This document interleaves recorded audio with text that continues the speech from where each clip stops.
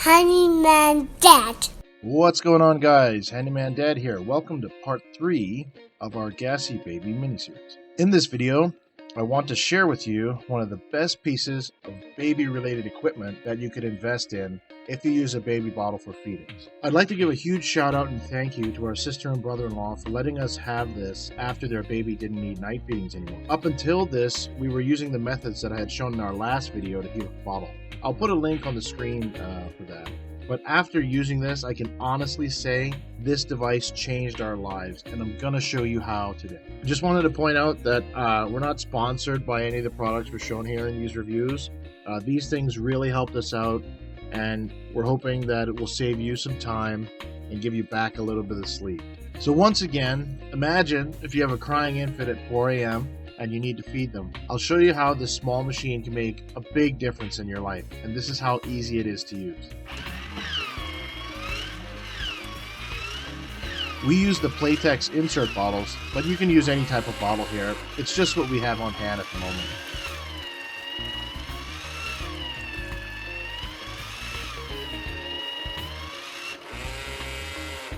And just like that, it's done in seconds. Perfect temperature, perfect mixture, so no measuring, no mixing.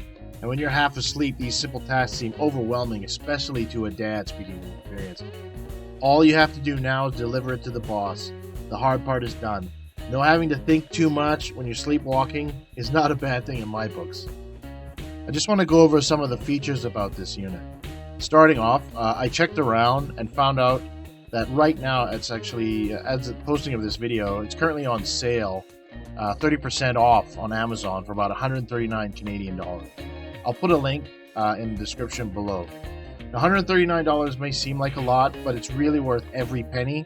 Just to put it in perspective with a small example, a 4-slice bread toaster is $132 Canadian. And I mean, how often would you use this appliance? Maybe once a day. The Brezza, you really could be using every 3 hours at some point, depending on your baby. Some of the features of the Brezza here, it can accommodate most bottle sizes. The bottom floor plate can be adjusted for fit, depending on the size of your bottle. It has steps of 2 ounces on the menu, so you can do 2, 4, 6, 8, and up to 10 ounces, depending. There are different settings for different formulas. I believe the settings can be found in the product manual. So the formula that we use currently, it's a Kirkland brand. It comes from Costco, and the machine has been dialed in to match this formula. But you can actually do this fairly easily, depending on the formula that you want to use with it. To fill the unit, it's recommended that you use boiled or filtered water so you don't get a calcium buildup inside in the base. What I do is I use the same tea kettle, I showed this in the last video, and I'll boil some water, usually before the Brezza is close to empty, and then I let it cool down completely, and then I pour it into the reservoir. So with what we're using right now, we can go about 3 to 4 days without having to fill it up. But that may vary depending on how much you're using and what type of bottle you use.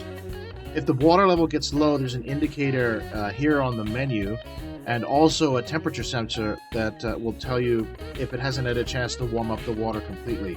But once there's enough water in the reservoir to heat up to the right temperature, the sensor will be green and you should be good to go.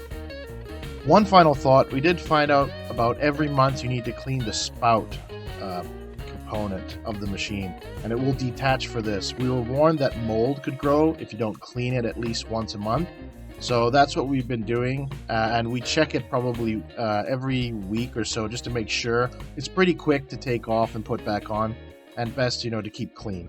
So there you have it, guys. I can't stress enough how amazing this device was for us, and I highly recommend it to anyone who needs to fill baby bottles. This wraps up part 3. Check out parts 1 and 2 if you missed them. Hopefully it helps somebody out there. If you found anything from our series useful, or you'd like to know more about one of the items we reviewed, please share your thoughts below. Thanks again, and we'll see you here on the next Handyman Dad video. Thanks for watching.